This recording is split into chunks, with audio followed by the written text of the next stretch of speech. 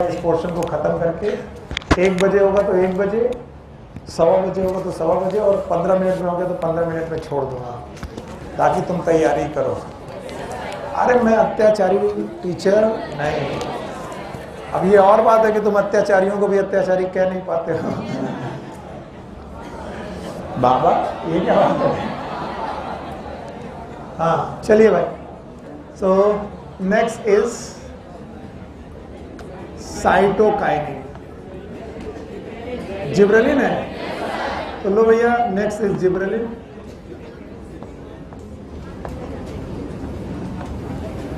Gibberellin, Gabbar Singh, gibberellin.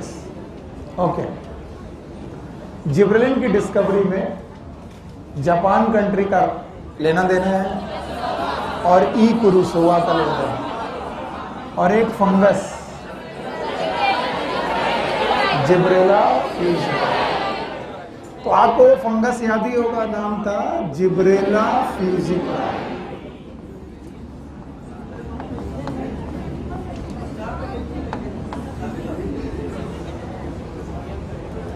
Okay, और Gibberella फ्यूजिकोराई से हमने एक हार्मोन निकाला था जिब्रेलिन, जिब्रेलिक एसिड। कई बार इसे हम लोग GA3 के नाम से भी जानते हैं, GA3। It is a first discovered,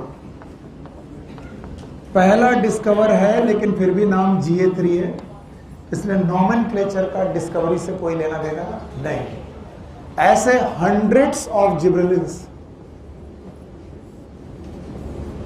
GA has been discovered and they are named as GA1, GA2 and GA3 and so on like that। लेकिन आज तक जितने भी जिब्रेलिन्स ढूंढे गए उनमें से most abundant is GA3,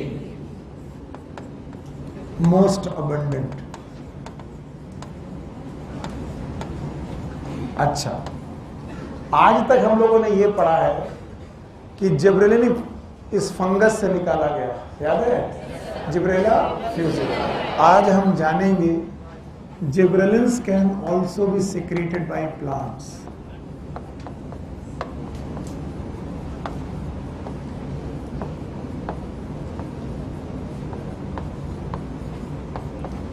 plant also, ये प्लांट से भी सिक्रेट किए जाते हैं। यानी अगर मैं बोलूं फंगस ने सिक्रेट किया, यस फंगस सिक्रेट करता है इसे, लेकिन केवल फंगस सिक्रेट करें ऐसा नहीं है, ये प्लांट भी सिक्रेट करते हैं। ओके, जिब्रेला फ्यूजिकोराई याद होगा, इसी का इम्परफेक्ट फॉर्म भी याद होगा, advance fusarium moniliforme. Very good, GA1, GA2, GA3 most abundant. तो अब से लेकर सैकड़ों ढूंढे जा चुके हैं, इनमें से most abundant GA3। Now the functions learn करेंगे ध्यान से। पहला function, GA increases the axis length।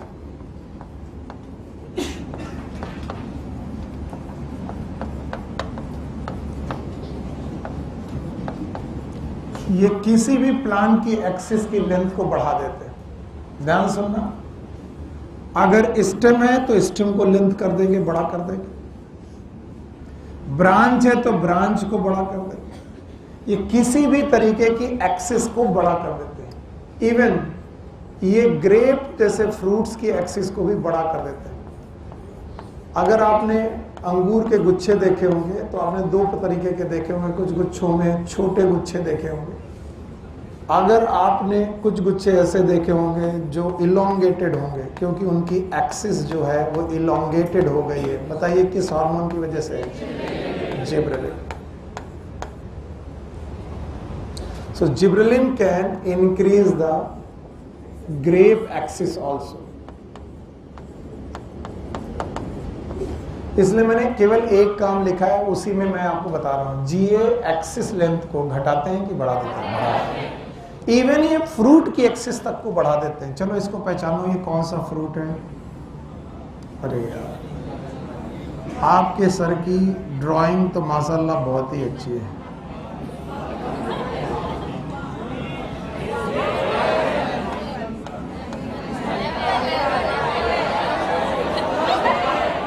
सेब है।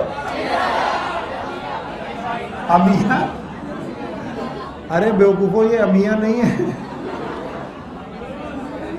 अमरूद है। अच्छा,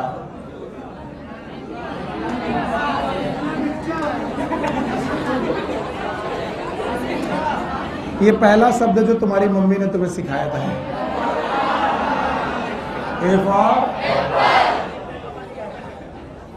आपकी मम्मी ने जब आप एप्पल बोलने लगे थे तो मोहल्ले में मिठाई बंटवाई थी, मेरा बच्चा ए फॉर एप्पल जानता है। और आपकी जिंदगी की जो सबसे मुश्किल स्पेलिंग आई थी, दैट वाज एलिफेंट। अम्ब्रेला बाद में आई, A B C D E पहले आता है और उसके बाद अम्ब्रेला आता है। तो एलिफेंट जब भी आप बोलने लगे थे तो आपकी मम्मी बोलती थी, देखो मेरे बच्चे को सब ABCD आती थी। और जब मेहमान आते थे चाय पे तो मम्मी बोलती थी, अरे मुन्नो इधर आओ, चुन्नो इधर आओ, बेटा अंकल को ABCD सुनाओ। अंकल भी यही काम अपने लोगों के साथ करते हैं, वो सब लोग यही कर रहे हैं, ए पार ए फिर बी पार करके जाते हैं। अंकल जानते थे बहुत हो गया, अब इसको रोकना है। बच्चा एलिफेंट के स्पेलिंग बताओ, बच्चा भाग जाता। अब आप एप्पल की लेंथ को भी बढ़ा सकते हो।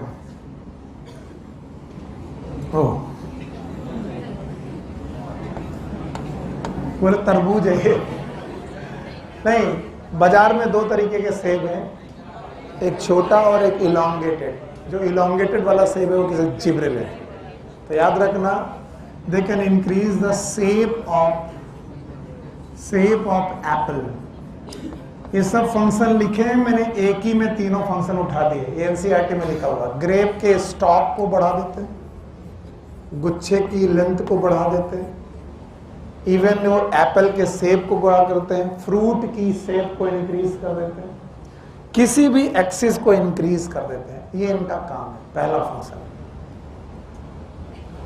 Okay, G increase the axis length, first function. Okay, ठीक, पहला फंक्शन है। दूसरा, दे delay the senescence.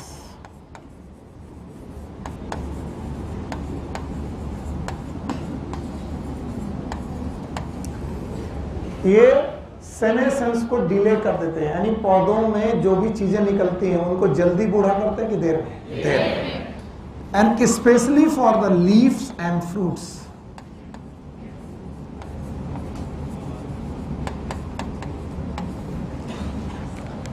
And that's why fruit stay upon the plant increases.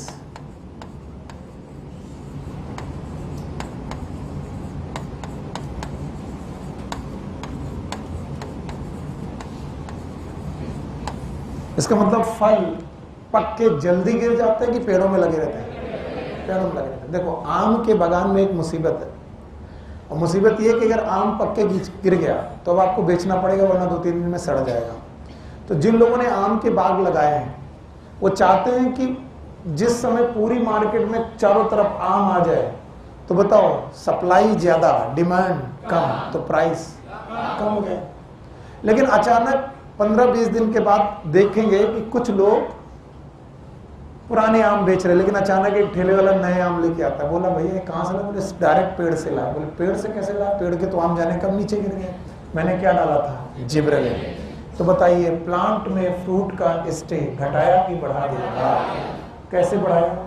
Delay in senescence. आप अपनी बुक देखिए, मिला? चलो तो एक्सिस लेंथ घट रही है कि बढ़ रही है? बढ़ रही है। सेनेसेंस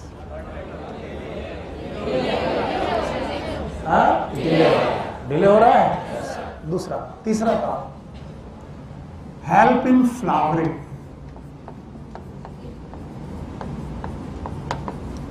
ऑक्सिन भी फ्लावरिंग करता था, याद है? कैसे? पाइन एप्पल में फ्लावरिंग घटाता था कि बढ़ाता था? याद रखना, जिब्रेलिन भी फ्लावरिंग करता है। एक पॉइंट लिखेंगे, सब लोग कहीं लिखेंगे, बुक में नहीं। All the plant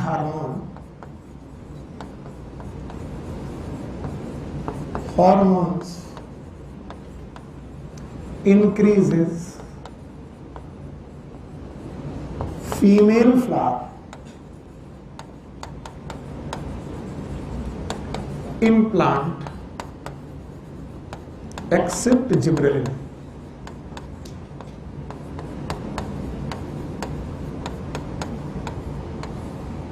Because gibberellin GA increases male flower.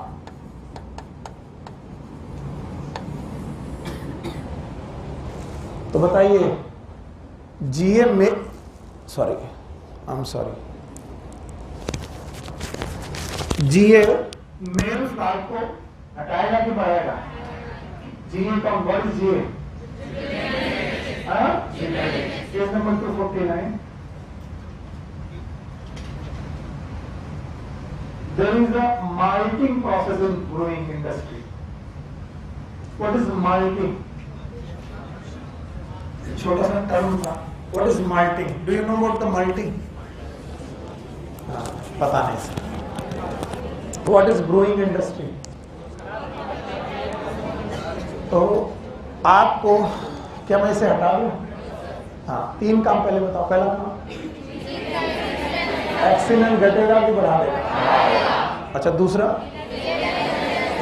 Fruit का स्टे घटाएगा कि बढ़ाएगा? बढ़ाएगा. तीसरा फ्लावरिंग करेगा. फ्लावरिंग करते वक्त मेल फ्लावर बढ़ाएगा कि फीमेल? मेल. अच्छा बताओ, ज्यादातर प्लांट हार्मोन क्या करते हैं? फीमेल फ्लावर और जिब्रेलिन्स मेल. अच्छा, चौथा हेल्प इन पार्थिनोकार्पी. एनसीईआरटी में नहीं लिखा, बस मुझे यही देखना था कि पार्थिनोकार्पी लिखा है कि नहीं लिखा. एनसीईआरटी में पार्थिनोकार्पी किसके बारे में लिखा था? ऑक्सिन. जिब्रेलिन के बारे में लिखा कि नहीं लिखा? नहीं लिखा. तो आप लिख लीजिए बोल्ड लेटर में, they are the most potent parthenocarpic agent.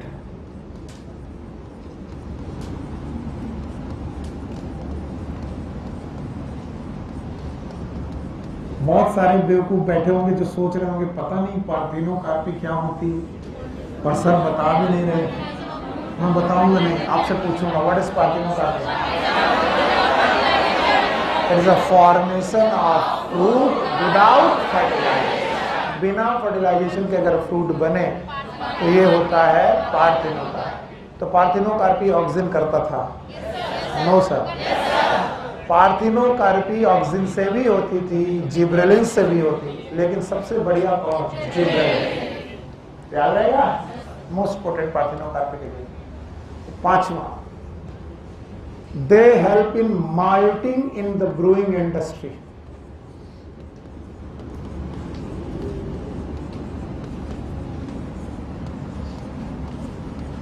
हमने अक्सर लोगों को ये कहते सुना है कि शराब है क्या? जौ का पानी है. जौ एक ग्रेन है. ग्रेन, अरे सुन लो, हमें मालूम है गेहूं के साथ है कि किसके साथ. तो जौ एक ग्रेन है, और जो ग्रेन्स होते हैं इनमें माल्टोज शुगर नाम की एक शुगर होती है. कौन सी? माल्टोज. और आज मेरे बच्चे रेस्पिरेशन पढ़ चुके हैं तो जानते हैं माल्टोज नाम शुगर जो बनी है, it is made up of glucose. किसकी बनी है? और ग्लूकोज का होगा ग्लाइकोलिसिस. बताओ क्या होगा? पायरविक एसिड बनेगा. और पायरविक एसिड का होगा फर्मेंटेशन. कैसे बोलो? और फर्मेंटेशन से बनेगा C2H5OH. ये ईस्ट की प्रेजेंस में हो सकता है? यस और नो? CO2 निकल सकती है. अब आपको मालूम है कि अगर माल्टोज नहीं होगी तो ग्लूकोज नहीं बनेगा, तो पायरुविक एसिड नहीं बनेगा, तो अल्कोहल. यही वो अल्कोहल है जो पूरी दुनिया पी रही है. It is ethyl alcohol. तो ये एथाइल अल्कोहल ग्रेन से बनता है. किससे बनता है? ग्रेन. तो जो पीने वाले हैं वो जानते हैं single malt, double malt, multigrain, बहुत सारे ग्रेन्स को यूज करके हम लोग शराब बनाते हैं. तो ये जो ग्रेन से शराब बनाने में बीच में माल्टोज शुगर का प्रोडक्शन है इन्हीं ग्रेन से, that is known as malting. इस माल्टिंग में कौन हेल्प करता है? Gibberellic acid. और माल्टिंग में जिब्रेलिक एसिड हेल्प करता है और ये ब्रूइंग इंडस्ट्री को फायदा देता है. किसको? Brewing. And what is brewing industry? शराब कारखाने. शराब कारखानों में भी GA का यूज है. What is GA? Gibberellic acid. 5 काम बताओ तब आगे बढ़ते हैं। 5 एक्सिस लेंथ घटेगी बढ़ेगी, स्टॉक ऑफ द ग्रेप लंबा होगा, एप्पल का सेब बेटर होगा। ये पहला काम है, एक काम। दूसरा काम याद है, delay in senescence. Senescence delay होगा। डिले इन सेनेसेंस में आपको मालूम है क्या क्या होगा, यानी फ्रूट जो होंगे वो प्लांट से गिरेंगे कि स्टे करेंगे, स्टे करेंगे। पक्का। तीसरा पॉइंट याद है, हेल्प इन फ्लावरिंग करते वक्त मेलनेस की फीमेलनेस। और चौथा पॉइंट पार्थिनो याद है, बताओ फ्रूट विदाउट फर्टिलाइजेशन घटेंगे कि बढ़ जाएंगे, बढ़ जाएंगे। और बताओ पार्थिनोकार्पी में बढ़िया पार्थिनोकार्पी की जगह जिब्रेलिक। ओके। और इसके बाद 5वां काम, it help in malting in, पक्का। ये ब्रूइंग इंडस्ट्री होगी। नाउ द शुगर केन, छठा point. As we all know the sugar cane में हम खाते क्या है, फ्रूट खाते हैं, पता नहीं सर। हालत ये है कि कुछ भी बोल रहा हो तो बोलते हाँ जो तुम बोल रहे हो सही हो।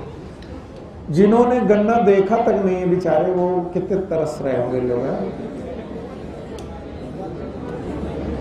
बंटवा दो, तुम लोग के पास बंटवा दो के अलावा कुछ है। तो sugar cane is a grass, ये घास है, बट इस ग्रास ने अपने नोड्स के अंदर शुगर स्टोर कर रखा है, सुक्रोज। तो जितनी ज्यादा लंबी और मोटी घास होगी, शुगर स्टोरेज उतना अच्छा। अब हमारा जिब्रेलिक एसिड जो होता है, इसकी आदत है ये इंटरनोडल लेंथ बढ़ा देता है। किसका बढ़ाता है? तो ये इंटरनोडल लेंथ को घटाएगा बढ़ाएगा, बढ़ाएगा। तो जो नोड इतने बड़े थे वो इससे ज्यादा बड़े बड़े होने लगे। और जब इंटरनोड बड़े होने लगे तो गन्ना बड़ा हो जाएगा कि छोटा? बड़ा हो जाएगा। तो बताओ शुगर प्रोडक्शन घटेगा कि बढ़ेगा? तो बोलते हैं शुगर केन का प्रोडक्शन जीए छिड़कने पर, यानी जिब्रेलिक एसिड छिड़कने पर लगभग 20 टन पर एकड़ बढ़ सकता है। 1 एकड़ में जितना पैदा हो रहा था उसमें और कितना ज्यादा पैदा हो जाएगा। मान लो 10 टन पैदा हो रहा था, तो अब 10 पैदा हो गए 30, तो लगभग 20 टन पर एकड़ बढ़ जाता है प्रोडक्शन। और ये काम कौन करता है? GA. What is GA? Gibberellic acid. समझ में आया? तो बताओ शुगर केन इंडस्ट्री में या शुगर केन में शुगर केन का प्रोडक्शन बढ़ाता है कि उसमें शुगर का प्रोडक्शन, शुगर, और शुगर केन का भी प्रोडक्शन बढ़ जाता है। कितना? 20 टन पर एकड़। हटा दे रहे। 6 काम हो। 7वां काम, 7वां काम जिम्नोस्पर्म से रिलेटेड है। एंजियोस्पर्म की जिम्नोस्पर्म। जिम्नोस्पर्म में अगर जिब्रेलिक एसिड का छिड़काव किया जाए तो इट विल हैसन मतलब फास्ट कर देता है, हैसन द रिप्रोडक्शन और रिप्रोडक्टिव प्रोसेस।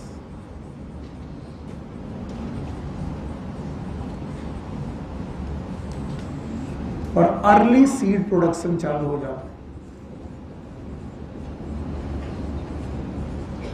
दुनिया में 2 ही प्लांट है जो सीड बना रहे हैं, जिम्नोस्पर्म, एंजियोस्पर्म। एक नेकेड सीड और एक कवर सीड। नेकेड कौन? Covered seed. तो बताओ रिप्रोडक्टिव प्रोसेस फास्ट हो जाए, ये कौन कर पाएगा? Gibberellic acid. किसमें? और सीड का प्रोडक्शन देर में कि जल्दी? जल्दी।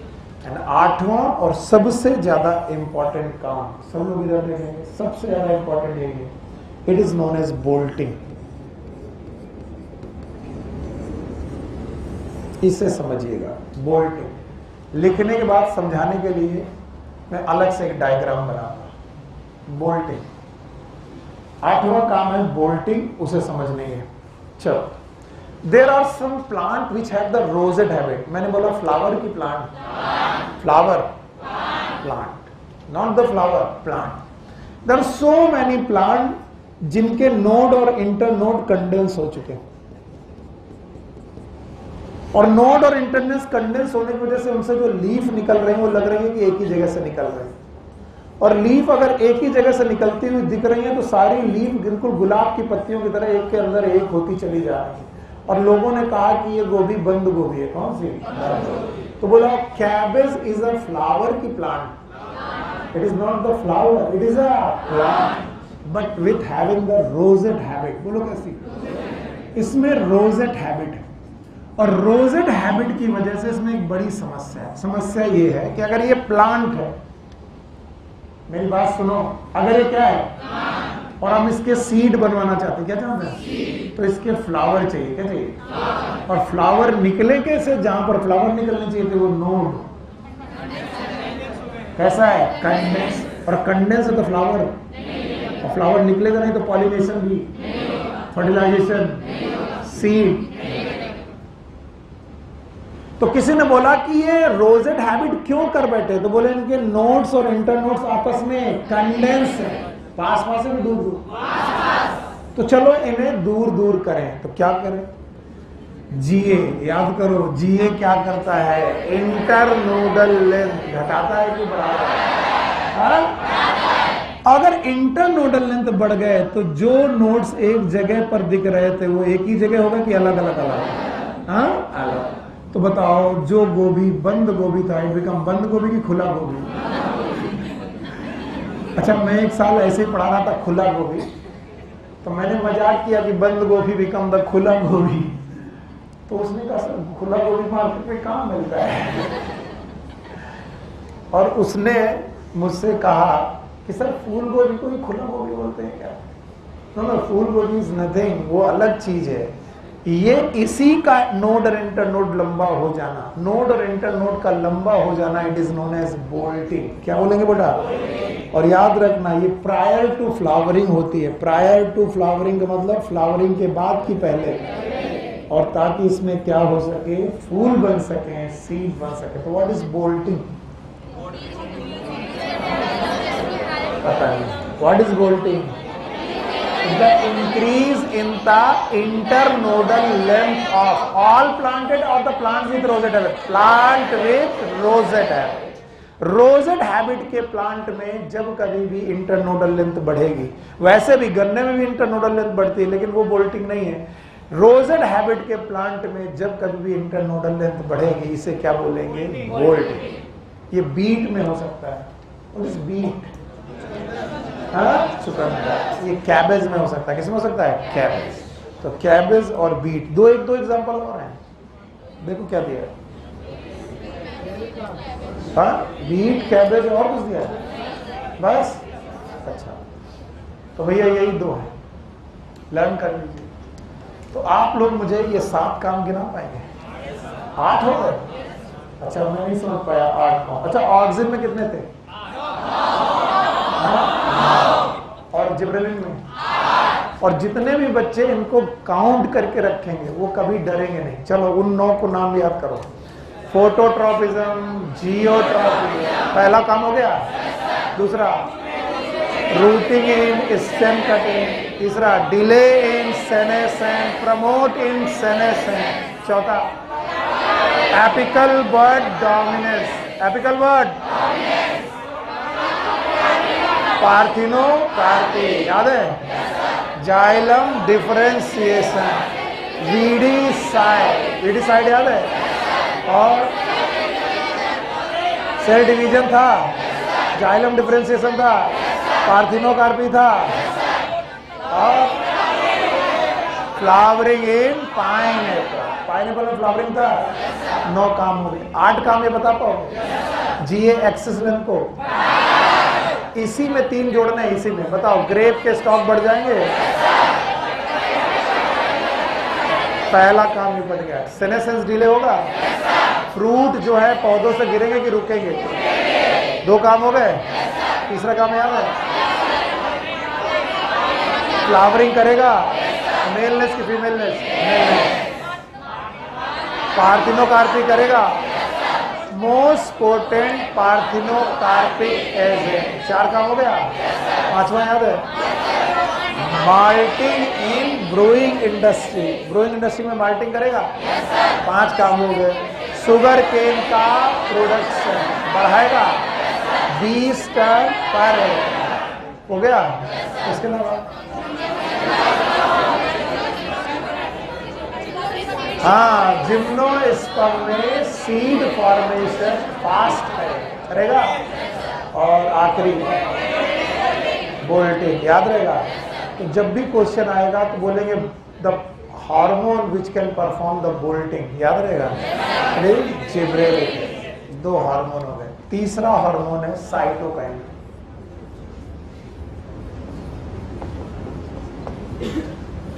साइटोकाइनिन, ये शब्द साइटोकाइनेसिस से लिया गया है। साइटोकाइनेसिस का मतलब होता है cell division, the hormone which help in the cell division.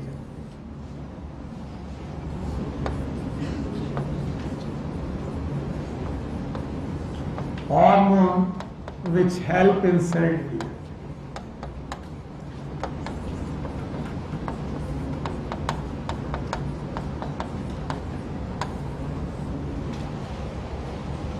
Okay, इसका रिप्रेजेंटेटिव मेंबर मुझे आज भी याद है, आपको याद होगा। N6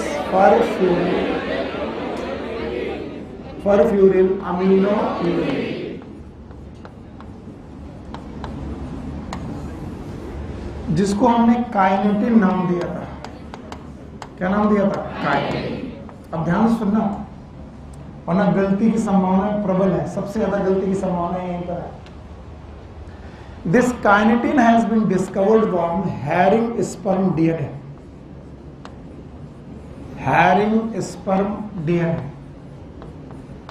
तो स्पर्म डीएनए तो ठीक ठीक तुम्हें लगता है, हैरिंग तुम्हारे दिमाग को खा जाता है। हैरिंग क्या होता है? एक प्रकार की मछली है, एक हैरिंग फिश होती है।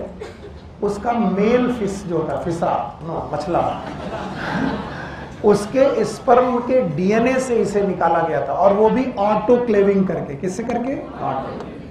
ऑटोक्लेव्ड।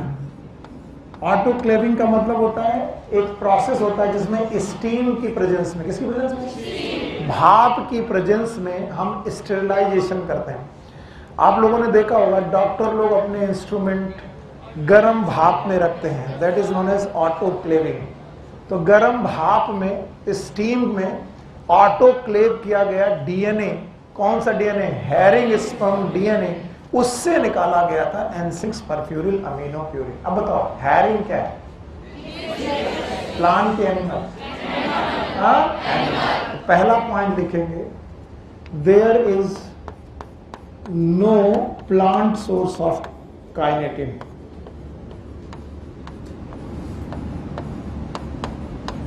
काइनेटिन का कोई भी प्लांट सोर्स नहीं है। क्या मैंने साइटोकाइनिन कहा? मैंने साइटोकाइनिन नहीं कहा है, वरना तो मेरा गिरेबां कल पकड़ सकते हो। मैंने कभी नहीं कहा कि there is no plant source of cytokinin. मैंने ऐसा नहीं कहा। मैंने कहा there is a no plant source of kinetin. Kinetin का प्लांट सोर्स नहीं। ना काइनेटिन से मिलता जुलता एक सब्सटेंस है, that is known as zeatin. Zeatin जो कि जियामेज से निकाला गया। जियामेज, अब बोलोगे सर जियामेज क्या है? इसे मक्के को बोलते हैं, यानी कॉर्न, भुट्टे को बोलते हैं, मेज को बोलते हैं। उसका बोटेनिकल नेम है जियामेज। जियामेज से जिएटिन निकाला गया। जियामेज से निकाला गया, इसलिए नाम इसका जिएटिन रखा गया। और ये कोकोनट वाटर से भी निकाला गया। याद है स्कूप ने क्या क्या डाला था? East extract, coconut water, sperm DNA, vascular tissue extract, जिसमें से काइनेटिन कहां से मिला? Sperm DNA. और बताओ जियामेज से क्या मिला? जिएटिन। कोकोनट वाटर से क्या मिला? Zeatin. And now these kinetin and zeatin like substance, everyone ध्यान से, हाथ जोड़ता हूं मैं बहुत मुश्किल में, बहुत देर से जोड़ता हूं। इसका मतलब बहुत इंपॉर्टेंट टॉपिक है। These kinetin and zeatin like of the substances, ऐसे और भी बहुत सारे सब्सटेंस है जिनके ग्रुप का नाम है साइटोकाइनिन। तो cytokinin is a single substance और ग्रुप, और ग्रुप में काइनेटिन भी है और जिएटिन। इसका मतलब साइटोकाइनिन के प्लांट सोर्स भी हैं, एनिमल सोर्स भी है। तो मैंने पहले ही बोला प्लांट सोर्स और एनिमल सोर्स दोनों ही सोर्स से साइटोकाइनिन तो मिल सकता है, लेकिन काइनेटिन नहीं मिल सकता। काइनेटिन केवल कहां से मिलता है? एनिमल सोर्स से, प्लांट सोर्स से नहीं। बताओ इसमें आप लोगों ने सही ढंग से समझा कि नहीं, क्योंकि ये डर है मुझे समझ पाए कि नहीं समझ पाए। बताओ N6 परफ्यूरिन अमीनो प्यूरिन काइनेटिन नाम है, कहां से निकाला गया? हेयरिंग स्पर्म डीएनए की ऑटोक्लेविंग की गई। क्या की गई? ऑटो स्टेरिलाइजेशन किया गया, स्टीम में रखा गया और उससे निकाला हमने काइनेटिन। काइनेटिन का कोई प्लांट सोर्स है कि नहीं? तो क्या साइटोकाइनिन का भी प्लांट सोर्स है? क्योंकि साइटोकाइनिन एक सब्सटेंस ग्रुप है, क्योंकि काइनेटिन भी एक साइटोकाइनिन है, जिएटिन भी एक साइटोकाइनिन। इसलिए साइटोकाइनिन के प्लांट सोर्स और एनिमल सोर्स दोनों हैं, लेकिन काइनेटिन के प्लांट सोर्स हैं, एनिमल सोर्स नहीं है। और बताओ जिएटिन कहां से निकाला जाएगा? जीएमएस और कोकोनट। और बोलते हैं साइटोकाइनिन प्लांट में हर उस जगह पर बनता है, हर उस जगह मिलेगा जहां पर भी सेल डिवीजन चल रहा। It is formed by plant part.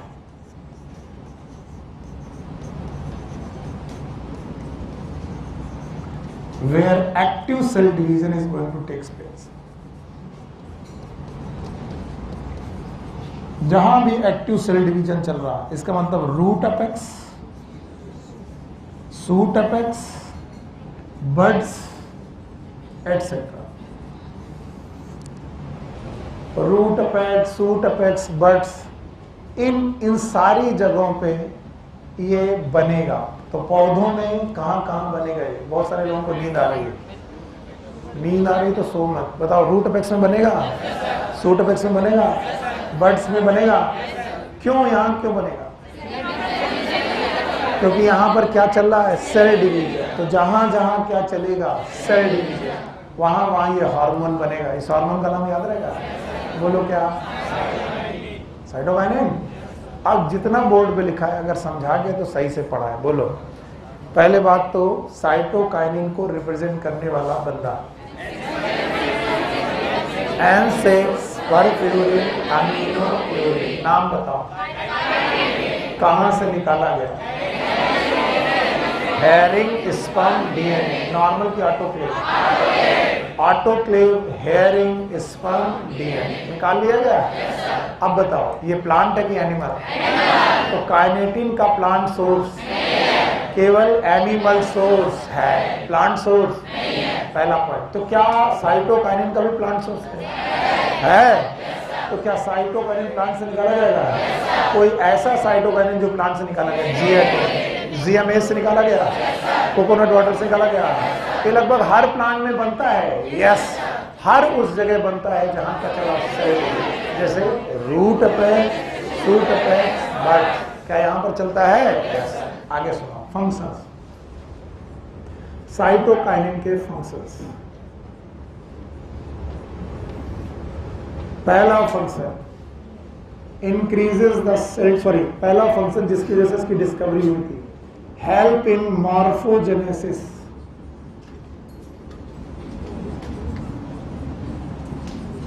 Morphogenesis of callus in tissue culture.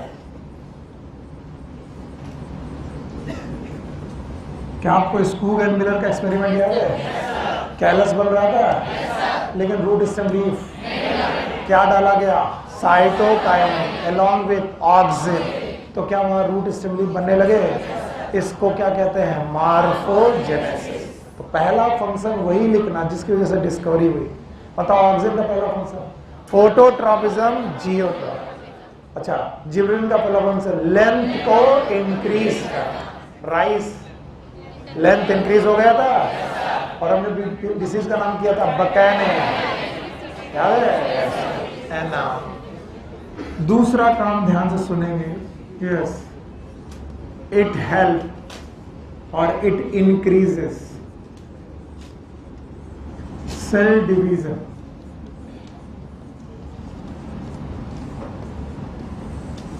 एक तो सेल डिवीजन वाली जगह से बनता है और जहां से बनता है वही काम और बढ़ा देता है, यानी कि सेल डिवीजन को घटाता है कि बढ़ाता है, बढ़ाता है। तीसरा काम, it increases the number of leaves in plants. Plants में लीव के नंबर को बढ़ा देता है, पत्तियों के नंबर को बढ़ा देता है। चौथा, increases the number of chloroplast in plant, number of chloroplast in leave, sorry.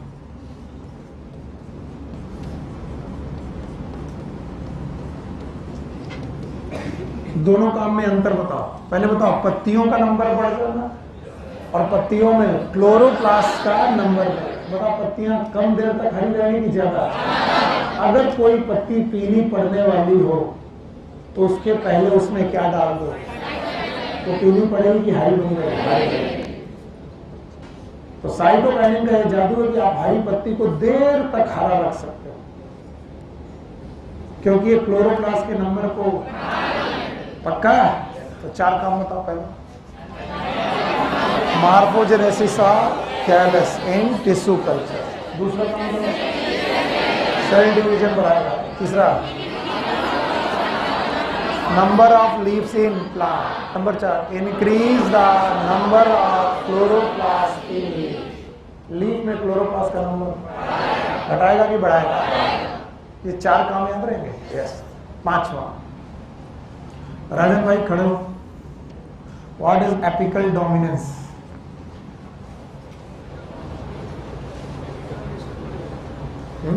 हम ये नहीं पूछ रहे, व्हाट इज एपिकल डोमिनेंस, इसकी डेफिनेशन बताओ।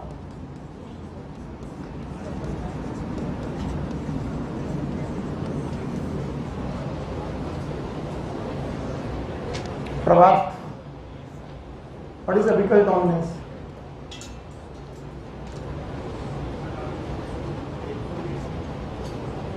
अरे बच्चे देखो भाई, आज Ritika ji, what is apical dominance? You were in the same class and आधा एक घंटा पहले की बात। यस। पौधे में दो बड्स हैं, एक कौन सी? एक्सिलरी बड और एक एपिकल बड। एपिकल बड बढ़ेगी तो पौधा लंबाई में बढ़ेगा और एक्सिलरी बड तो ब्रांचेस बनाएगा। तो ऑक्सिन एपिकल डोमिनेंस को बढ़ाता था। Cytokinin opposes the, cytokinin opposes the apical dominance.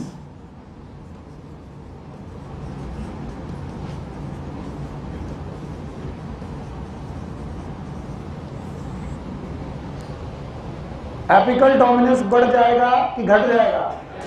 तो पौधा लंबाई में बढ़ेगा कि चौड़ाई में? चौड़ाई में नहीं, ब्रांचेस में। इसीलिए छठा काम है, it increases the lateral shoots. Lateral suit, lateral suits का मतलब है ब्रांचेस का नंबर बढ़ा देगा। तो बताओ, अगर चाय के बागानों में तुम्हें एक हार्मोन डालना ही डालना तो कौन से डालोगे? ऑक्सिन की साइटोकाइनिन? साइटोकाइनिन।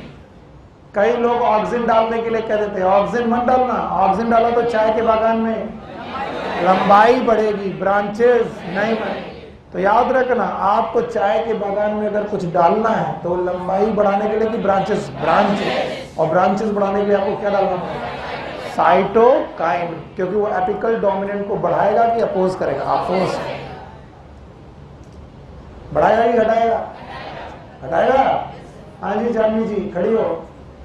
कोई एक ऐसा मिनरल बताओ जो मास फ्लो हाइपोथेसिस में सुक्रोज के ट्रांसपोर्ट में हेल्प करता था। कोई ऐसा मिनरल का नाम बताओ जो सुक्रोज के, बिल्कुल बाकी लोग शांत रहिए, ट्रांसलोकेशन में हेल्प करता था। हाँ कैल्शियम। अपराजिता अपने आगे वाले को खड़ा करो, अपने आगे वाले को खड़ा। हाँ जी मैग्नीशियम। वाह गुड। हाँ yes it's was boron. Good शाबाश। कौन था? बोरॉन। आज हम लोग मंच मास फ्लो हाइपोथेसिस को अभी रिवाइज करते हैं। बैठो शाबाश।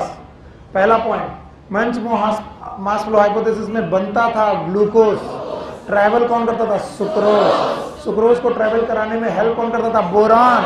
हाँ? और आज एक प्लांट हार्मोन का नाम लिख रहे हैं, याद रखना। Question 7, point number 7, it help in the carbohydrate translocation और the food translocation. It help in carbohydrate translocation.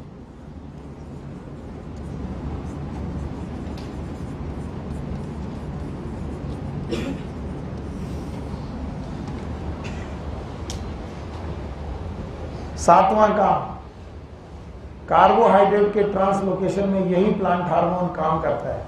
और आठवां और नवां बड़े ऑब्वियस हैं, इनको लिखूं ना लिखूं चलेगा। आठवां काम, डिले सेनेसेंस,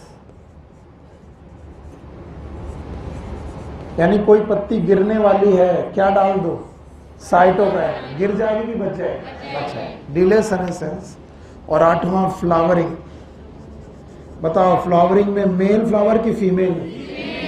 फीमेल। या तो all the plant hormone increases except ABA. ABA तो खैर इनहिबिटर है। एबीए क्या है? इनहिबिटर, तो वो तो बढ़ाएगा ही नहीं।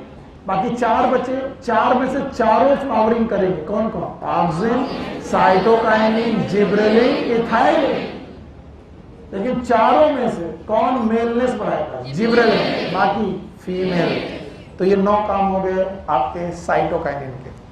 ऑक्सिन 9, जिब्रेलिन 8, साइटोकाइनिन हटा दे रहे। हाँ एक बार बिना देखे। पहला मार्फोजेनेसिस इन कैलस ड्यूरिंग टिश्यू कल्चर, पहला काम हो गया। चलो दूसरा,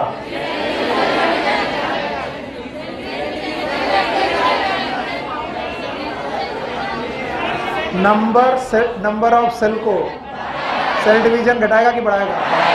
नंबर ऑफ लीफ को, क्लोरोप्लास्ट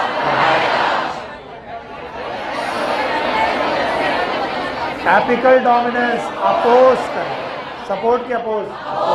तो बताओ ऑक्सिन सपोर्ट, साइटोकाइनिन अपोज। 5 हो गए। इसके बाद लैटरल सूट बढ़ाएगा लंबाई में कि सूट्स में? सूट ब्रांचेस बढ़ाएगा। ओके। और कार्बोहाइड्रेट ट्रांसलोकेट करेगा और फ्लावरिंग करेगा, सेनेसेंस डिले। अब तीनों हार्मोन सेनेसेंस को डिले करते थे, एक प्रमोट भी करता था, ऑक्सिन। पर कैसे लोग? पक्का घर जाकर के एनसीईआरटी पढ़ी थी, मिला था पॉइंट? ठीक, thank you very much. This was a cytokinin for you. Cytokinin के बाद आता है इथाइलिन, मोस्ट इंपॉर्टेंट और सबसे ज्यादा शायद इसी में लिखा गया है। इथाइलिन सबसे बड़ा टॉपिक अगर प्लांट हार्मोन में कोई है तो इथाइलिन है। कम से कम 15-16 काम है, यानी एक में 9, दूसरे में 8, फिर तीसरे में 9, इसमें पहले डरा दिया मैंने 15। और 15 को भी मैं कितने धीरे धीरे लिखाऊंगा, ध्यान सुनेंगे। इथाइलिन, पहली बात, ethylene is a gaseous hormone. ये गैसियस हार्मोन है, पहला पॉइंट जो आपको याद रखना है।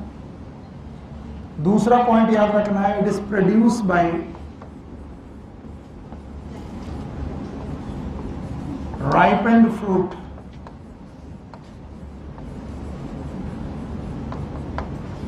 या फिर senescent part of plant. Senescent का मतलब है ऐसा पार्ट जो पुराना हो चुका, जो पीला पड़ चुका है पौधे में। तो जो सबसे बूढ़ा हो चुका पार्ट है, पुराना पार्ट है, पीला पड़ चुका हुआ पार्ट है प्लांट का, वहां से ये गैस निकलती है। और या तो फिर पकते हुए फलों से निकलती है। पके हुए फल भी लगभग पीले ही पड़ जाते हैं। तो पौधों में जो भी येलोइश कलर की चीज दिख जाए, वहां से गैस निकल रही होगी। बोलो कौन सी दिखा है? याद रहेगी? यस, पहला फंक्शन यही लिखेंगे, ट्रिपल रिस्पॉन्स। आपकी बुक में नहीं है ये, इसलिए लिखेंगे। और एक साल पूछा गया है hormone with triple response, ethylene. यही क्वेश्चन ही आया था, which of the following hormone is with triple response, this was the question.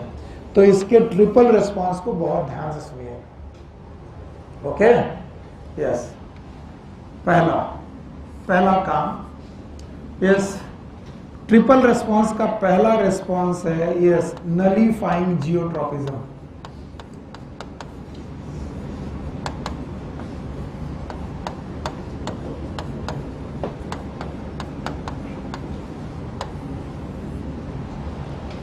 यह शब्द आपको एनसीईआरटी में कहीं मिलेगा ही नहीं। जो मैंने लिखा है नलीफाइंग जियोट्रॉपिज्म, यह शब्द मिलेगा ही नहीं। पर इसके बदले क्या मिलेगा? एवरीवन हियर, अब देखो, कोई जरूरी है देखो, अगर आप कोई सीड डालो तो सबको मालूम है एपिकोटाइल से बनेगा स्टेम। क्या बनेगा? स्टेम। और हाइपोकोटाइल से क्या बनेगी? रूट। रूट किधर जाएगी? और स्टेम कहां जाएगा? ऊपर। ये along the geotropism, yes or no? It is a away. It is a positive or it is a negative? Positive geotropic is root और निगेटिव जियोट्रॉपिक इज स्टेम। पक्का? अगर पौधा ग्रेविटी का सेंस ही भूल जाए, कैसा? तो जो तुम बेटा सीड डालोगे उसकी रूट भी सतह पर ग्रो करे और स्टेम भी सतह पर ग्रो करे, इसका मतलब ग्रोथ होने लगे हॉरिजॉन्टल। फिर से, अगर हॉरिजॉन्टल ग्रोथ होने लगे तो आप समझ लो आपकी पौधा ग्रेविटी भूल गया है, यानी उस पौधे में जियोट्रॉपिज्म है कि नलीफाई हो गया? तो आपकी बुक में लिखा होगा हॉरिजॉन्टल ग्रोथ। देखो कहां लिखा है। हाँ, बुक मुझे एक चाहिए, वरना ये चैप्टर, ये वाला टॉपिक बड़ा मुश्किल हो जाएगा ना। ठीक, यस, पेज नंबर 250 मिला? पेज नंबर 250 में तीसरी लाइन पढ़ रहे हो? क्या लिखा है बोलो? हाँ, influences of ethylene plant include horizontal growth of seedling. Horizontal growth of seedling की जगह पर लिखिए, आप क्या लिखिए? नलीफाइंग जियोट्रॉपिज्म। यानी जियोट्रॉपिज्म है कि नलीफाई हो गया? नली। दूसरा फंक्शन, ट्रिपल रिस्पॉन्स का पहला रिस्पॉन्स, ट्रिपल रिस्पॉन्स में एक रिस्पॉन्स होगा कि तीन? तीन में से एक, जिसको बुक ने नलीफाइंग जियोट्रॉपिज्म, तो उसके बदले क्या लिखा? Horizontal growth of seed. Okay. दूसरा, जब भी पौधा आगे बढ़ेगा तो उसके नोड में स्वेलिंग होने लगेगी। नोड में स्वेलिंग होने लगेगी, नोड मोटे मोटे स्वेल कर जाएंगे। आपकी बुक में नोड स्वेलिंग लिखी कि एक्सिस स्वेलिंग? एक्सिस। तो दूसरा फंक्शन है swelling of the nodes,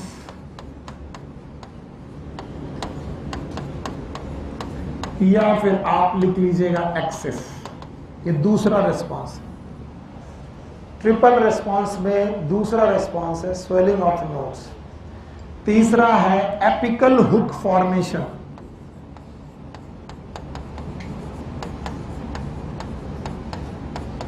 it is a hook like formation of the seedling. Seedling में hook like formation, it is known as apical hook formation. ये 3 response को मिलाकर हमने क्या नाम दिया?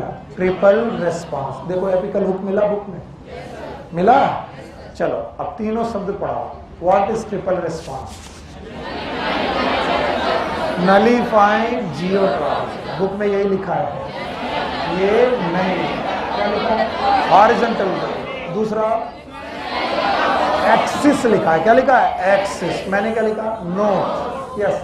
अगर तुम्हें किसी गन्ने में गन्ना नोट पे बड़ा मोटा लगे, बाकी तने पतले लगे, तो समझ जाना यहाँ पर इथाइलिन गैस का प्रभाव है। उसके नोट्स क्या हो गए? मोटे। सॉरी। तीसरा एपिकल हुक फॉर्मेशन। सीडलिंग में जो एपेक्स होगी वो कैसे लगेगी? Hook like. It is known as apical hook formation. It is a line number 3 I think. Swelling of the axis, apical hook formation, 4th line. याद है? मिला कि नहीं मिला? ठीक। ओके। तो ये पहला काम है। यकीन मानिए जिसे मैंने पहला काम कहा है वो पहला है। एक काम है कि 3 काम है? तो मैंने आपको 3 काम बचा लिए, एक काम में निपटा दिए। चलो पहला काम बोलो। ट्रिपल रिस्पॉन्स है। और ट्रिपल रिस्पॉन्स के तीनों रिस्पॉन्स याद रहेंगे। पहला नलीफाइंग जियोट्रॉप। दूसरा स्वेलिंग ऑफ नोट। तीसरा एपिकल। ना दूसरा फंक्शन, पहला हार्मोन मिला जो सेनेसेंस को प्रमोट कर रहा, फुल्ली प्रमोट। अभी तक सब लोग सेनेसेंस को क्या कर रहे थे? डिले। ये प्रमोट कर। एक और था प्रमोट कर रहा था, लेकिन म्यूको की ओल्ड को। तो याद रखना, this is first plant which promote senescence, sense of leaves and fruits.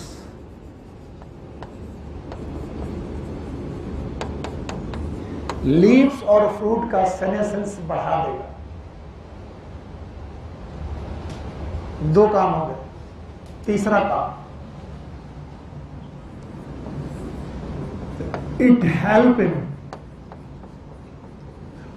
ripening of the fruit.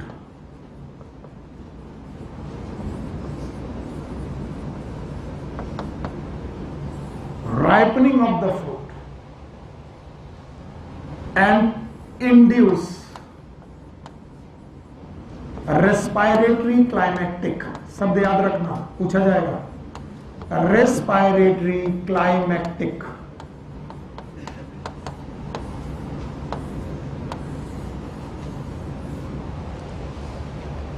ये फलों की पकने में सहायक है।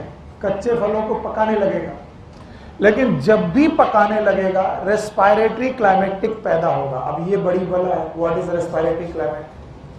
किसी भी पौधे में एक नॉर्मल रेस्पायरेटरी रेट होता है। रेस्पायरेटरी रेट का मतलब ऑक्सीजन जा रही है, CO2 निकल रही है।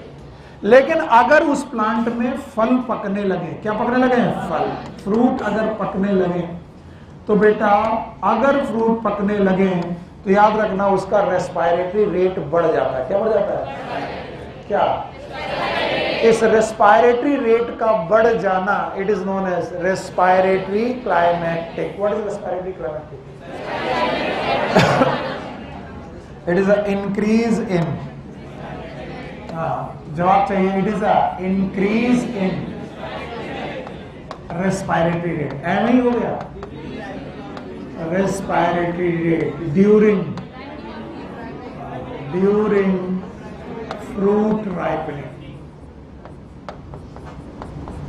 फ्रूट राइपनिंग के दौरान रेस्पायरेटरी रेट का बढ़ जाना, it is known as respiratory climacteric. कितने काम हो गए?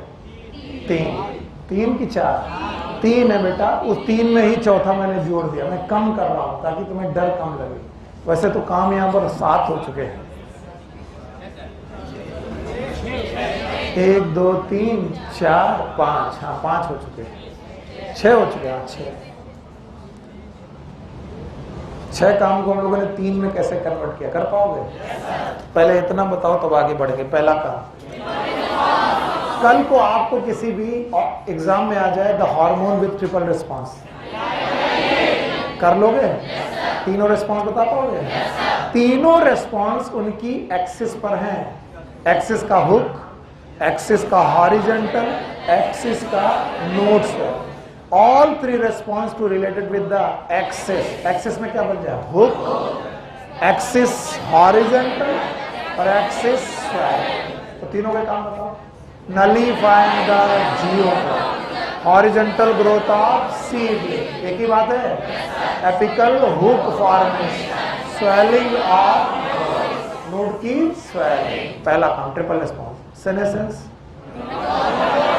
डिले की प्रमोट हो गया। तीसरा काम याद है? हाँ?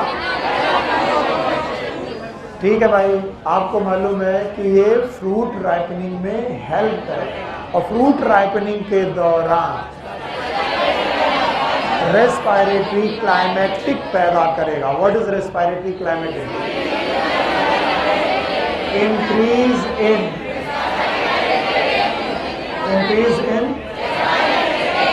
ड्यूरिंग द, पक्का? यस। इस जगह पर आकर के सोचो, इसके कुछ एक्शन तो हैं प्रमोटर और कुछ इनहिबिटर, जैसे सेनेसेंस, इनहिबिटर हुआ। अच्छा, सेनेसेंस का प्रमोट करना क्या हुआ? इनहिबिटर। और कुछ है प्रमोशन के, प्रमोशन। अभी कुछ फंक्शन केवल प्रमोशन के लेकर आऊं, जिसमें केवल ये ग्रोथ को प्रमोट करता है। पहला, चौथा ethylene break the dormancy of seed.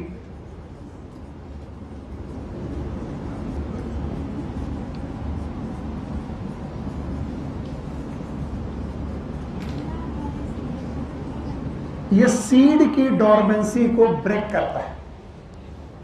अच्छा बताओ, what is dormant seed? Dormant seed का मतलब एक्टिव सीड की इनएक्टिव।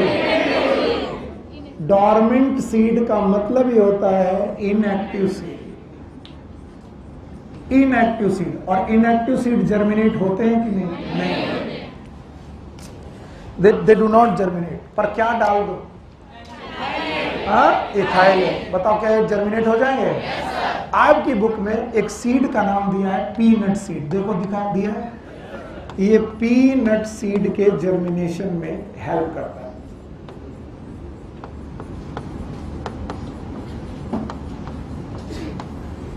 इसके अलावा ये स्प्राउटिंग ऑफ पोटैटो को मदद करता है। मैं चाहूं तो यहां पर बढ़ाता जाऊं नाम नंबर। देखो, ये चौथा, ये काम पांचवा। बोलो पांचवा काम, स्प्राउटिंग ऑफ पोटैटो। दूसरा पैराग्राफ देखो, ethylene break seed and bud dormancy, initiate germination in peanut seeds, sprouting of potato. मिला? चलो इतना बताओ, 5 काम बताओ। पहला काम, चौथा काम, ethylene break the dormancy of seed. Okay, इसके बाद स्प्राउटिंग ऑफ पोटैटो। पोटैटो में कई बार आपको यहाँ पर बड्स लगने लगते हैं, it is known as sprout. पकड़ा? तो भाई ये 2 काम हो। अच्छा, आप सबको मालूम है कि जो राइस के पौधे होते हैं वो पानी में डुबा कर लगाए जाते हैं। नो सर, पता है ना भाई? राइस 2 तरीके से किया जाता है। पहले उसकी बनाते हैं पौध बनाते हैं, तो सीड से बना लेते हैं। जब पौध बन जाती है तो उसकी रोपण करते हैं। रोपण करने के लिए पानी भरा होना चाहिए। पानी नहीं हुआ तो ये रोपे नहीं जाएंगे और पैदा नहीं होंगे। तो इनमें सबसे ज्यादा डर ये रहता है कि अगर पौधे की रोपाई के दौरान पौधा पानी में गिर जाए, बताओ बचेगा कि सड़ जाए? तो हम चाहते हैं उनकी जड़ें तो नीचे रहे, लेकिन स्टेम और पत्तियां ऊपर। तो इसलिए इथाइलिन काम आता है। छठा काम, ethylene increases internodal length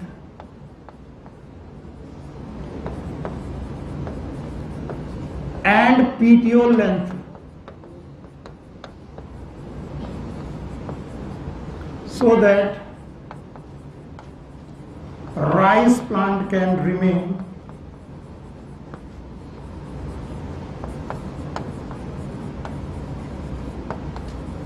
above the water.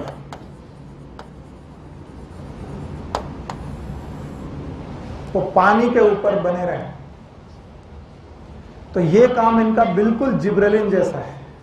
देखो बताओ जिब्रेलिन का काम क्या था? इंटरनोडल लेंथ को बढ़ाना। इथाइलिन का भी काम क्या है? इंटरनोडल। पर हर पौधे की इंटरनोड लेंथ ये नहीं बढ़ाते, केवल किसकी? राइस। और वो भी राइस जो कहाँ हो? पानी में। और उसका केवल इंटरनोड लेंथ नहीं बढ़ाते, साथ में क्या बढ़ा? पेटियोल। तो पेटियोल लेंथ बढ़ने की वजह से बताओ पत्तियों का पेटियोल छोटा कि बड़ा? तो बताओ पत्तियां पानी के अंदर के ऊपर? ऊपर। तो आपका राइस का पौधा पानी के ऊपर रख सके इसके लिए तुम जिब्रेलिन डालोगे, इथाइलिन? इथाइलिन। और अगर इथाइलिन ना मिले तो क्या डालो? जिब्रेलिन, क्योंकि जिब्रेलिन भी एक्सिस की लेंथ को बढ़ाता है। तो ये हो गया आपके लिए छठा काम। सातवां काम, it help in the root growth. Root growth and root hair formation.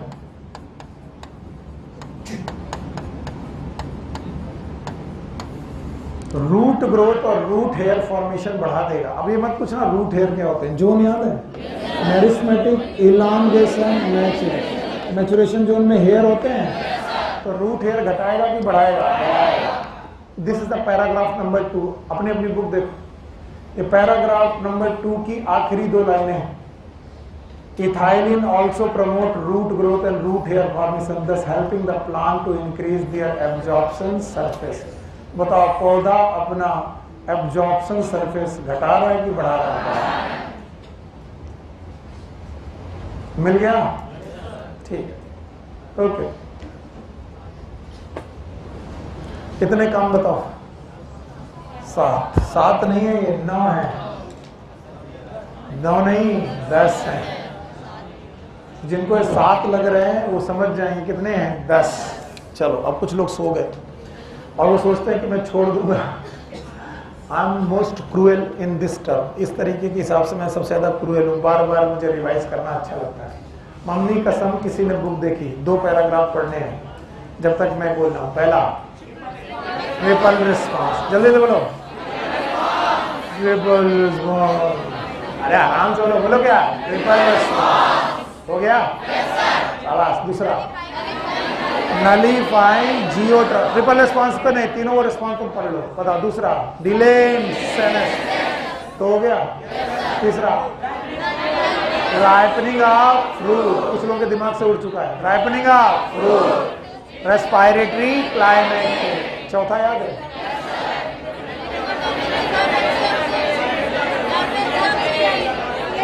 ये दूसरा पैराग्राफ है। यहां से बेवकूफ हंसो मत, तुम खुद अपने ऊपर हंस रहे हो। दूसरे पैराग्राफ में पॉजिटिव बात करनी है। बताओ डॉर्मेंसी कम होगी, पीनट सीड का जर्मिनेशन चालू होगा, स्प्राउटिंग ऑफ पोटैटो होगा, राइस के पौधे पानी में डूब के मर जाएंगे, मरेंगे, ऊपर आएंगे। क्यों? इंटरनोड लेंथ घटाएगा कि बढ़ाएगा? और एक शब्द याद रखना, रैपिड इंटर। रैपिड शब्द याद रखना। जिब्रेलिन उतनी तेजी से नहीं बढ़ाता, इथाइलिन बहुत तेजी से इंटरनोडल लेंथ बढ़ाता है। रैपिड इंटरनोडल लेंथ, पिटियोल की लेंथ भी बढ़ाएगा। राइस का प्लांट नीचे रहेगा कि ऊपर? ऊपर। रूट ग्रोथ करेगा, रूट हेयर का फॉर्मेशन करेगा, सरफेस एरिया घटेगा कि बढ़ जाएगा? बढ़ जाएगा। एब्जॉर्प्शन एरिया बढ़ जाएगा। तो हमें लग रहा तो हमारे ऊपर एहसान करो। अभी कल क्वेश्चन जब यही आएंगे तो तुम्हारी दिमाग की बत्ती नहीं चलेगी। कल नहीं आएंगे, कल नहीं आएंगे। बताओ और क्या? 7 हो गया। 8वां सुनो, function number 8, help in flowering.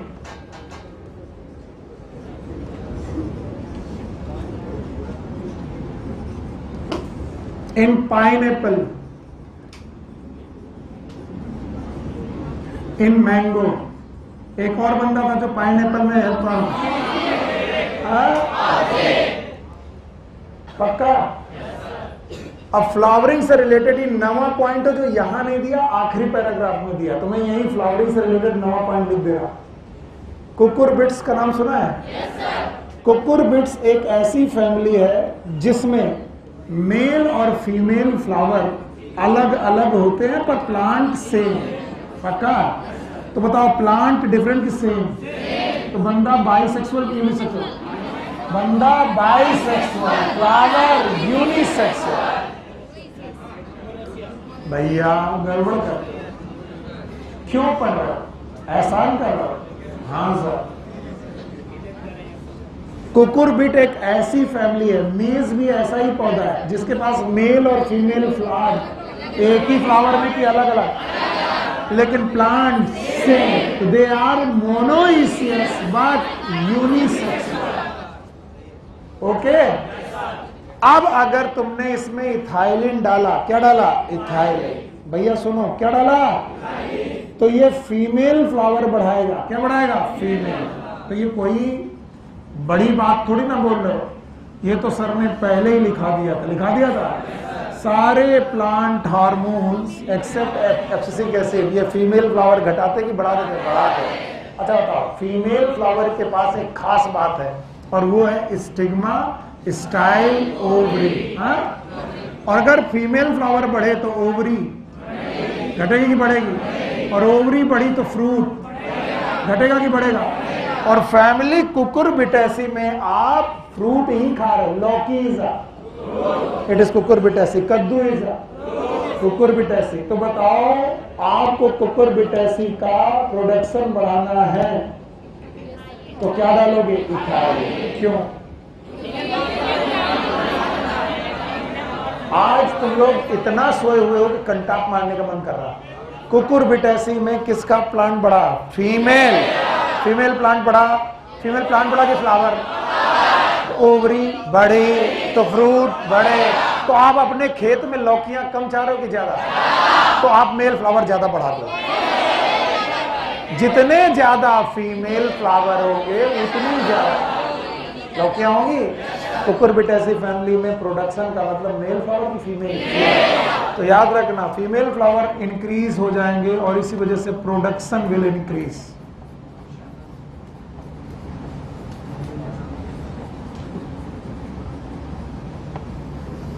ये नवा काम है। 9 फंक्शन नंबर 9 पढ़ा पाओगे? Yes. Help in the flowering of the pine Apple, mango. और पाइन एप्पल में ये फ्रूट सेटिंग यानी फ्रूट के बनने को भी सिंक्रोनाइज करता है। सिंक्रोनाइज करता है।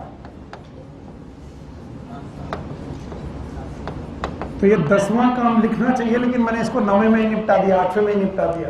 तो पाइन एप्पल में फ्लावरिंग भी करेगा और synchronization of the fruit setting. जो पहले फ्रूट आया है वो पहले पके, जो बाद में आया वो बाद में पके। ये कौन ध्यान रखेगा? इथाइलिन। सिंक्रोनाइजेशन। पेज नंबर पढ़िए 250। तीसरा हम लोग पढ़ रहे हैं। Ethylene is also used to initiate flowering for the synthesis and synchronizing fruit set in pineapple. It also induces flowering in mango. मिला कि नहीं मिला? मिला? ठीक।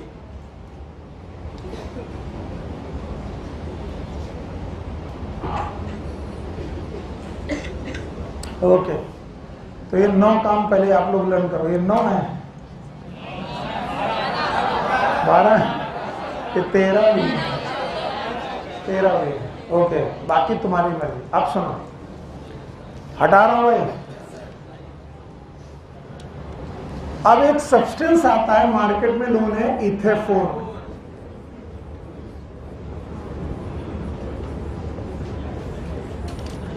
दसवां पॉइंट नोट है इथेफोन से related.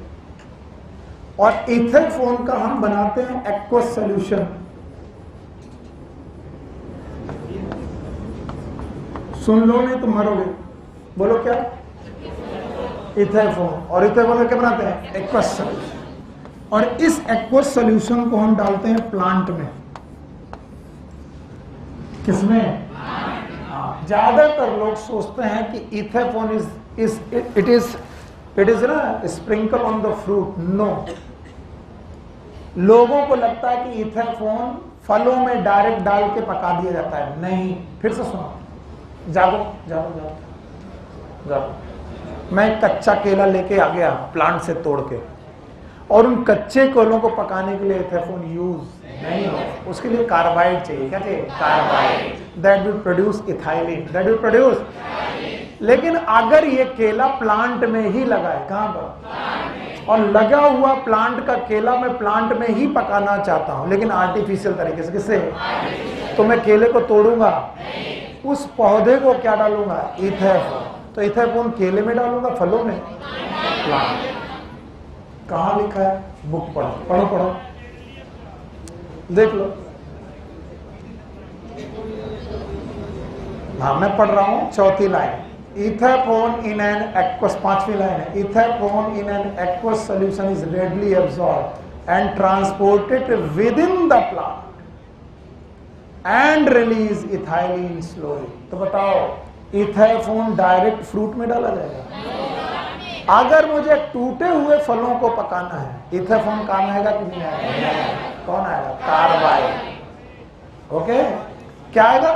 Carbide. So aqueous solution of ithephone, it is absorbed by the plant,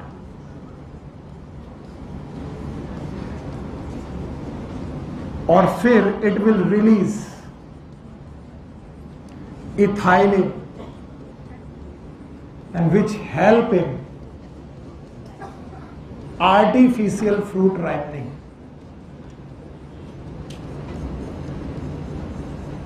जिन लोगों ने नहीं सुना उनको शायद इसकी ब्यूटी समझ में भी नहीं आ रही। This artificial fruit ripening is with in the plant और ऑफ ओनली फ्रूट, यानी फ्रूट कहां लगा है और वहीं लगा लगा नेचुरली पका रहे हो कि आर्टिफिशियल। तो आर्टिफिशियल पकाने के दो तरीके, एक फ्रूट को तोड़ के ले आए फिर आर्टिफिशियल पकाया, और एक फ्रूट को लगा रहने दिया और तब पकाया। तो क्या पेड़ में लगे लगे भी आर्टिफिशियल पक सकता है? Yes sir. वो कौन करेगा? इथेफोन। और 11वां काम, इथेफोन इट इंक्रीज एब्सिशन। जहां भी इथेफोन डालोगे वो पत्तियों को गिराने लगेगा और ये एब्सिशन ऑफ फ्रूट को भी बढ़ा देगा। It increase the abscission of fruit. ना सुनो हमें क्या मतलब है, जमाई ऐसे ले रहे जैसे हमारे ऊपर बहुत एहसान करे। और अगर फ्रूट का एब्सिशन पूछा जाएगा तो तुम्हारे दिमाग में नहीं आएगा कि फ्रूट का एब्सिशन क्या होता है। फ्रूट के एब्सिशन में फ्रूट की फ्रूट वॉल पतली पड़ने लगती है, फ्रूट की। और ये काम काफी अच्छा है उन फ्रूट के लिए जिनकी फ्रूट वॉल बड़ी हार्ड है, जैसे कि वॉलनट। What is walnut? हाँ, अखरोट। आपकी बुक में लिखा है अखरोट दो प्रकार के आते हैं, एक में तुम हथौड़ा लेकर लगे रहते हो, टूटता नहीं, और एक पेपर अखरोट होता है, दांत पे दबाव टूट जाता है। इसका मतलब उसका फ्रूट वॉल बहुत हार्ड है, बहुत शॉर्प। क्या डाला गया? इथाइलिन। बुक में लिखा है, बुक में लिखा इथेफोन, देखो लिखा है फ्रूट राइपनिंग एंड टोमेटो तो है ही। इसके अलावा it is abscission in the flower and fruit, thinning of cotton, cherry and walnut. Walnut, cherry and cotton.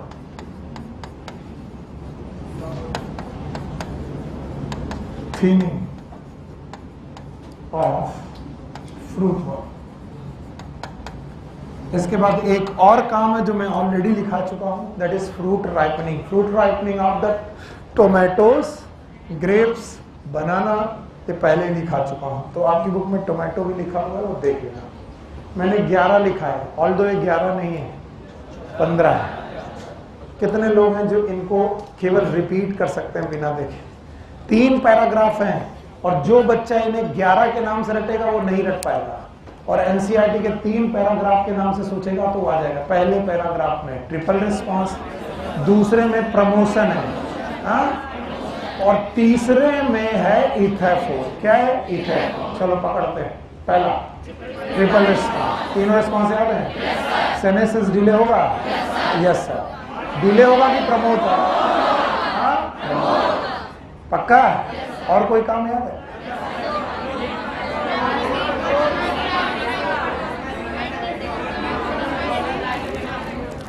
पढ़ो पढ़ो।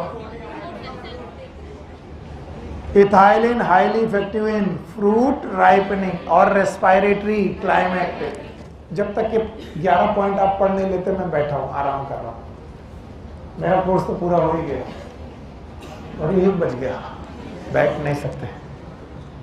चलो केवल आंख बंद करो, बंद करो और पहला पॉइंट सोचने की कोशिश करो। आंख बंद करो सब लोग। ट्रिपल रिस्पॉन्स, तीनों रिस्पॉन्स दिख रहे हैं आपको? तीनों एक्सिस से रिलेटेड है, तीनों एक्सिस से रिलेटेड है, बस इतना काफी है। डिले इन सेनेसेंस है,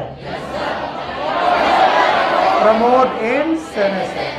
तीसरा काम बेटा राइपनिंग है, रेस्पिरेटरी क्लाइमेटिक है। पहला पैराग्राफ उड़ गया, 3 काम में पहला पैराग्राफ उड़ गया। ओके, दूसरा पैराग्राफ प्रमोशन है, पीनट सीड जर्मिनेट होगा, स्प्राउटिंग ऑफ इंटरनोडल लेंथ बढ़ेगी, राइस प्लांट ऊपर आएंगे, रूट ग्रोथ बढ़ेगी, रूट हेयर फॉर्मेशन बढ़ेगा, सरफेस एरिया बढ़ेगा, एब्जॉर्प्शन बढ़ेगा। पाइन एप्पल में फ्लावरिंग और फ्रूट सेटिंग, और बेटा मैंगो में भी फ्लावरिंग, कुकुरबिट में भी फ्लावरिंग, मेल की फीमेल, प्रोडक्शन डाटा की बढ़ेगा, एब्सिशन बढ़ेगा। इथेफोन याद है? आर्टिफिशियल फ्रूट राइपनिंग एजेंट है जो डायरेक्ट फ्रूट में यूज किया जाता है। बस यही जादू है, ये डायरेक्ट फ्रूट में यूज, किसमें? प्लांट में इसको एक्वा सोल्यूशन डाला जाता है। एक्वा सोल्यूशन जो डाला गया है क्या वो रेडली एब्जॉर्ब होता है और स्लोली गैस निकालता है? ये आर्टिफिशियल राइपनिंग है, लेकिन फ्रूट को तोड़ा। क्या टूटे हुए फ्रूट को भी पकाया जा सकता है? By carbide.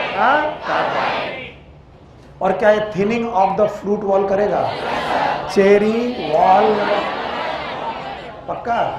And now the last is ABA, abscisic acid.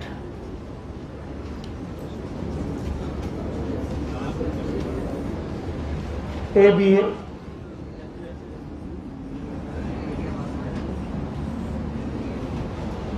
okay, it is released by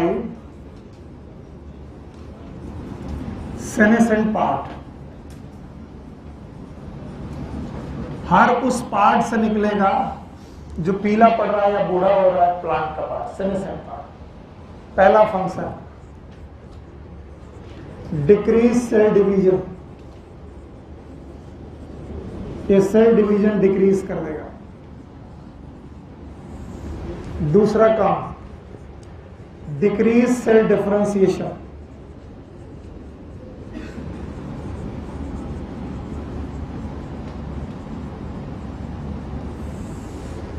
तीसरा काम प्रमोट सेनेसेंस,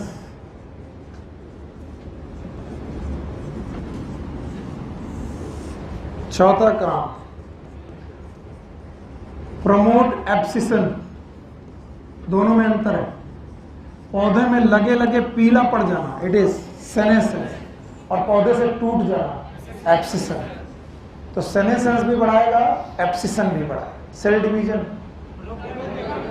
तो बढ़ाएगा कि कम करेगा? कम करेगा। और सेल डिफरेंशिएशन भी कम करेगा।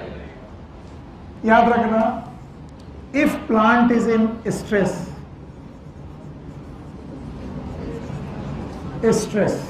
याद आया? कब होता है प्लांट स्ट्रेस में? Water absorption, transpiration. अगर एब्जॉर्प्शन कम और ट्रांसपायरेशन, तो पानी जा कम रहा है, निकल, तो क्या हमें स्टोमेटा बंद करने चाहिए? तो पांचवा काम यही है, इट क्लोज स्टोमेटा, ये स्टोमेटा को क्लोज करेगा, and that's why it is known as stress hormone. बोलो। और जितने भी प्रकार की स्ट्रेस होंगी प्लांट में, उन सारी प्लांट को स्ट्रेस को ये काम करेगा। और याद रखना, this is the only one hormone, it is almost उल्टा टू द GA। उल्टा मतलब एंटागोनिस्टिक, इट इज एंटागोनिस्टिक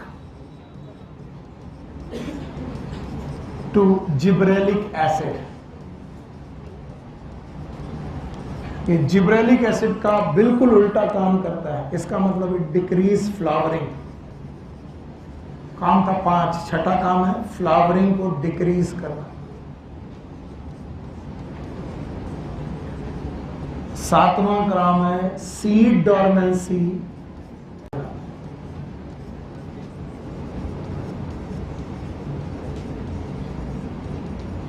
तो बताओ, ये सीड को जर्मिनेट होने देगा कि इनएक्टिव कर देगा? इनएक्टिव। तो सीड को इनएक्टिव कर देगा, जर्मिनेट नहीं होने देगा। कलियों को खिलने, याद है ये तीन जगह से निकाला गया था, डॉर्मिंग, एब्सिसिन, इनहिबिटर, बी। तो बताओ कलियों को खिलने नहीं देगा, सीड को जर्मिनेट, फ्लावरिंग होने नहीं देगा। होगा नहीं? सेल डिवीजन बढ़ाएगा कि घटाएगा? सेल डिफरेंशिएशन घटाएगा, सेनेसेंस और एब्सिशन बढ़ाएगा। सब कुछ पॉजिटिव है, सब कुछ निगेटिव है। तो एक अकेला हार्मोन है जो पूरी तरीके से निगेटिव है। 3 ऐसे हार्मोन थे जो पूरी तरीके से पॉजिटिव थे, ऑक्सिन, साइटोकाइन। एक ऐसा हार्मोन था जो पॉजिटिव भी था, निगेटिव थे। उसके कुछ काम पॉजिटिव थे, कुछ निगेटिव थे। So these are the functions of the hormones. Okay, हटा दें ना? 1 मिनट हो गया। Now, in functions of all hormones,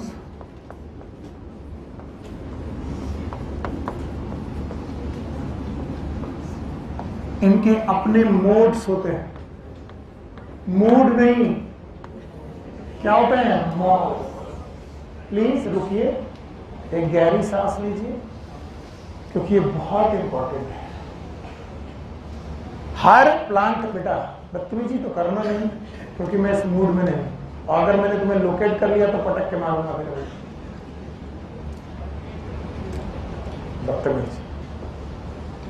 her hormone के काम करने के अपने मोड्स होते हैं। So there are some hormone which act individualistic.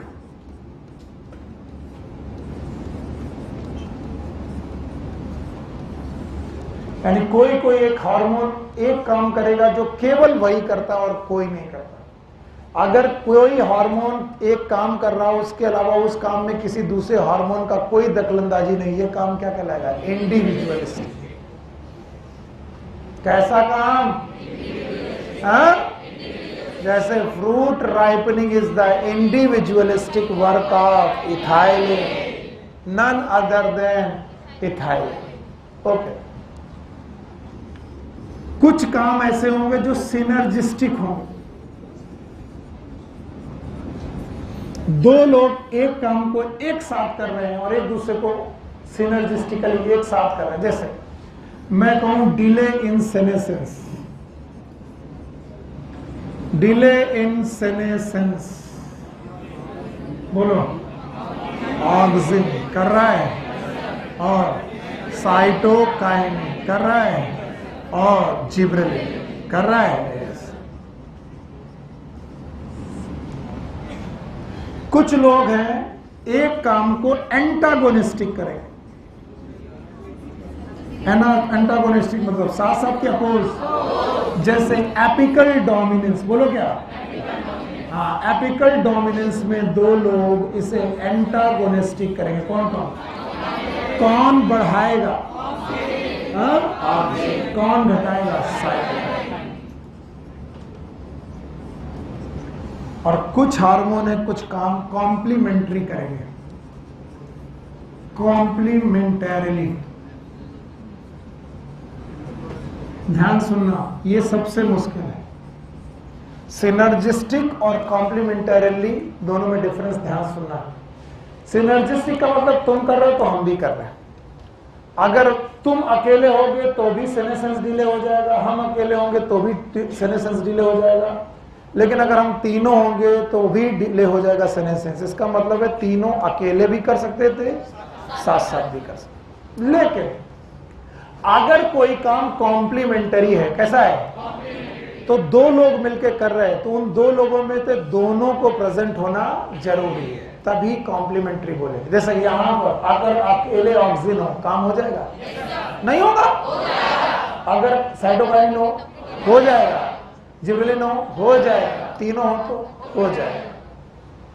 तो इट इज सिनर्जिस्टिक। लेकिन व्हाट इज कॉम्प्लीमेंटरीली? जैसे मैं बोलूं कि टिश्यू कल्चर में कैलस बना था, क्या बना था? कैलस। हाँ, अब इस कैलस से मुझे प्लांट बनाना है। क्या बनाना है? प्लांट। तो अगर इसमें ऑक्सीजन हो अकेले तो होगा कि नहीं होगा? अगर इसमें साइटोकाइनिन अकेले हो तो भी नहीं होगा।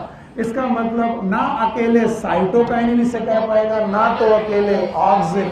इसका मतलब इसमें साइटोकाइनिन भी होना चाहिए, ऑक्सीजन भी। यानी कौन तीसरे काम को कॉम्प्लीमेंट कर रहा? ऑक्सीजन के काम को कॉम्प्लीमेंट कौन दे रहा? साइटोकाइनिन। और साइटिन के काम को ऑक्सीजन। तो इनके मोड ऑफ फंक्शन बहुत तरीके के होते हैं। पहले बोलो, इंडिविजुअलिस्टिक, सिनर्जिस्टिक, एंटागोनिस्टिक, कॉम्प्लीमेंटरी। कोई काम अपोजिट तरीके से किया जाए, एंटागोनिस्टिक साथ साथ किया जाए, सिनर्जिस्टिक अकेले किया जाए, और मिल के किया जाए। साथ साथ करना अलग बात है, मिल के करना। तुम भी पढ़ रहे हो, हम भी पढ़ रहे हैं, दोनों लोग पढ़ रहे हैं, इट इज साथ साथ पढ़ना। लेकिन मिल के पढ़ने का मतलब ये हुआ कि उस चैप्टर का आधा पोर्शन तुम पढ़ लो, आधा हम पढ़ लें, दोनों बीच में नकल कर लेंगे। ये क्या हुआ? साथ साथ की मिल के। याद रहेगा? तो ये तो कितने तरीके के मोड हैं? 4। पहला इंडिविजुअलिस्टिक, सिनर्जिस्टिक, एंटागोनिस्टिक। पक्का? अगर तुम्हारी हिम्मत बची ना हमारी। तो प्लांट हार्मोन यहीं पर खत्म होते हैं। फोटो पीरियोडिज्म पढ़ना है, पढ़ना तो है ही। चलो अब मंडे को मिलो, मंडे को फोटो पीरियोडिज्म वर्नलाइजेशन खत्म कर देते हैं, और इसके बाद ह्यूमन फिजियोलॉजी ट्यूसडे से। ठीक? कहाँ है प्रतीक बाबू?